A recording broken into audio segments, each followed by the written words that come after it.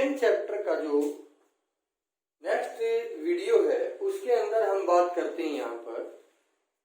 यहाँ पर हम बात कर रहे हैं भी एसिड जो थे हमारे वो स्ट्रॉन्ग एसिड होते हैं और वीक एसिड होते हैं। स्ट्रॉन्ग एसिड क्या होते हैं और वीक एसिड क्या होते हैं, या स्ट्रॉन्ग बेस क्या है, स्ट्रॉन्ग एसिड क्या है, इस वीडियो के अंदर हम बात करेंगे। फिर आगे हम बात करेंगे कि how can we detect the acid and base if there is no name is placed on to them. उनके ऊपर कोई नाम नहीं लिखा हुआ है तो हम कैसे बता सकते हैं कि भी कौन सा एसिड है और कौन सा बेस है, यानी इंडिकेटर्स जो हम यूज करते हैं to identify the acid and base.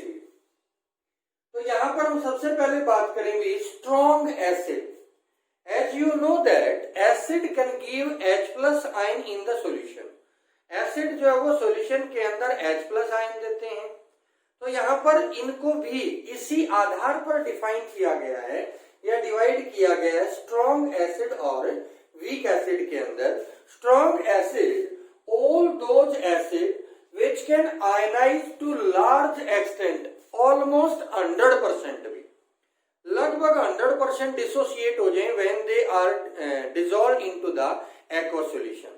हम उनको एक्वस सॉल्यूशन में डिसॉल्व करें और वो 100% डिसोसिएट हो जाएं, उनको बोलेंगे हमें स्ट्रॉन्ग एसिड भी। वीक एसिड जो स्मॉल एक्सटेंट में, बहुत कम मात्रा में पार्शियली डिसोसिएट हो, those acid which are partially dissociated into ion when they dissolve into the aqueous solution is known as a weak acid। strong acid के अंदर जितने भी मिनरल एसिड हैं अभी HCl है, HNO3 है, H2SO4 है, they are the example of strong acid।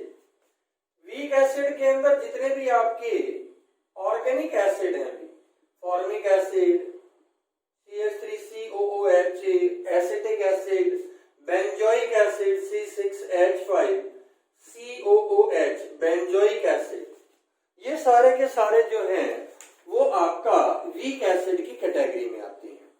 तो इस तरह से आप इनको डिवाइड कर सकते हैं स्ट्रॉन्ग एसिड और वीक एसिड के अंदर। Now we are talking about strong base and weak base. As like as acid, acid will furnish the H+ ion, base will furnish the OH negative ion। those base which can 100% or ionize into water to large extent भी, जो ज्यादा extent में ionise होते हैं उनको हम बोलते हैं स्ट्रॉन्ग बेस। एग्जाम्पल के तौर पर NaOH,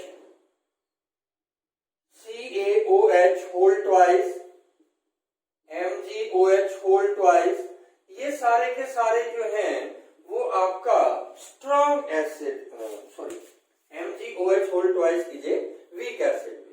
ये आपके जो है वो स्ट्रॉन्ग एसिड हैं and they ionize to large extent. KOH, CSOH all are the strong acid, sorry base। weak base भी, all those base which ionize to small extent when they are dissolved into the aqueous solution। जब हम इनको aqueous solution के अंदर dissolve करते हैं तो ये बहुत कम जो है वो डिसोसिएट होते हैं, उनको हम बोलते हैं वीक बेस भी। Like NH4OH ammonium hydroxide, MgOH whole twice etcetera, ये जो है आपके वीक बेस की कैटेगरी में आते हैं। अब यहां पर हम बात कर रहे हैं बेसिसिटी ऑफ एसिड। एसिड की बेसिसिटी, हम बहुत ज्यादा कंफ्यूजन में रहते हैं। अभी कई बार हमारे से पूछ लिया जाता है व्हाट इज बेसिसिटी, और हम सोचते हैं basicity is related to base. कभी नहीं होगा। Basicity is always related to acid and acidity is always related to base. अब यहां पर ध्यान से देखें, ये हमारे पास एसिड है। अब इस एसिड ने एक H+ आयन दिया, इस एसिड ने एक H+ आयन, इसने 2 H+ आयन। जो जितने H+ आयन सॉल्यूशन में देगा वही उसकी बेसिसिटी होगी। एग्जाम्पल के तौर पर number of H+ ion given by a acid in a aqueous solution is called its basicity. उसको हम उसकी बेसिसिटी बोलेंगे भी।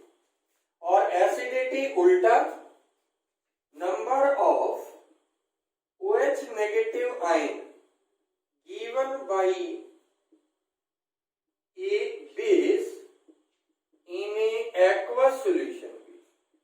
aqueous solution के अंदर कितने OH नेगेटिव आयन जो है वो बेस ने दिए हैं, वो उसकी एसिडिटी कहलाएगा। इसी के आधार पर हम एसिड को या बेस को डिवाइड करते हैं। मोनोबेसिक एसिड जो एक H प्लस आयन दे, डाई बेसिक एसिड जो 2 H प्लस आयन दे, ट्राई बेसिक एसिड जो 3 H प्लस आयन दे। एसिडिटी के अंदर जो मोनो एसिडिक बेस एक OH नेगेटिव आयन दे, डाई एसिडिक बेस जो 2 OH नेगेटिव आयन दे, ट्राई एसिडिक बेस जो 3 OH negative ion दे। अब यहाँ पर क्वेश्चन अराइज होता है भाई, how can we identify the acid. हम एसिड को आइडेंटिफाई कैसे करेंगे, यहाँ पर ध्यान देंगे।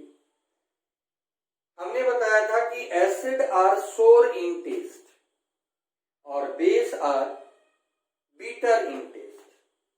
लेकिन बहुत सारे एसिड या बेस ऐसे हैं जिनको एक बार आपने चख लिया तो कभी जीवन में कुछ चखने के लायक नहीं बचेंगे आप लोग। यानी they can act on our skin और टेस्ट बर्ड्स भी, they destroy the taste bud भी। जो हमारी टेस्ट बर्ड है उनको डिस्ट्रॉय कर देते हैं, जैसे HCl है, H2SO4, HNO3, सोडियम हाइड्रोक्साइड, ये बहुत स्ट्रॉन्ग होते हैं, they cannot be tested. So how can we know about that which is acid and which is a base? We use some common substance which give different color and smell in a acid or base. This substance is known as indicator.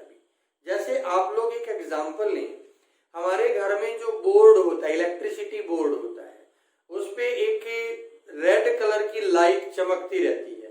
अगर वो red colour की light आपको दिखती है तो इसका मतलब घर में लाइट है, और नहीं तो नहीं है। उसको क्या बोलते हैं, इंडिकेटर। तो ये भी क्या होते हैं, इंडिकेटर। वो क्या करता है, वो इंडिकेट करता है लाइट है या नहीं है। यहाँ पर ये क्या इंडिकेट करता है बच्चे, कौन सा सब्सटेंस एसिड है और कौन सा सब्सटेंस जो है वो बेस है आपका। So we commonly use 3 substances as indicator: litmus, फिनोक्थिलीन और मिथाइल ऑरेंज में। पहले हम बात करें लिटमस की। Litmus can change the blue litmus to red. Blue litmus को रेड में चेंज कर देगा, यानी litmus give red colour in the acid, और जो बेस है वो ब्लू लिटमस को रेड लिटमस को ब्लू में कन्वर्ट कर देंगे, यानी base will give blue colour into the litmus. Phenolphthalein भी, फिनोक्थिलीन कलरलेस इन एसिड। अगर आपने सॉल्यूशन के अंदर फिनोक्थिलीन डाला और फिनोक्थिलीन डालने के बाद वो कलरलेस रहा तो वो एसिड है, और अगर वो पिंक हो जाए तो इसका मतलब वो बेस है। मिथाइल ऑरेंज, अगर आपने मिथाइल ऑरेंज डाला, अगर वो रेड हो गया तो वो एसिड है, येलो हो गया तो वो बेस है। It means methyl orange give red colour in acid and yellow colour in A base. अब यहाँ पर ध्यान रखना भी, न्यूट्रल सॉल्यूशन के अंदर जो ना एसिडिक है ना बेसिक है, न्यूट्रल सॉल्यूशन में लिटमस जो है वो पर्पल कलर देता है, फिनोक्थिलीन कलरलेस रहता है, और मिथाइल ऑरेंज जो है वो ऑरेंज कलर प्रोवाइड करेगा। कौन सा कलर प्रोवाइड करेगा, ऑरेंज कलर प्रोवाइड करेगा। In this way you can detect the acid and base. Apart from these are commonly used. आपकी लेबोरेटरी के अंदर तीनों मिलेंगे, लिटमस भी मिलेगा, फिनोक्थिलीन भी मिलेगा, मिथाइल ऑरेंज भी मिलेगा। But there are certain uncommon substance which can also used to detect the acid and base. जैसे टर्मरिक जूस होता है, ऑनियन होता है olfactory indicator which can give different smell in A acid and A base. तो इस तरह से कुछ और सब्सटेंस भी आप एसिड बेस इंडिकेटर के रूप में यहाँ पर यूज कर सकते हैं। ये था हमारा आज का टॉपिक बच्चे, बाकी हम कल जो है वो डिस्कस करेंगे, ठीक है।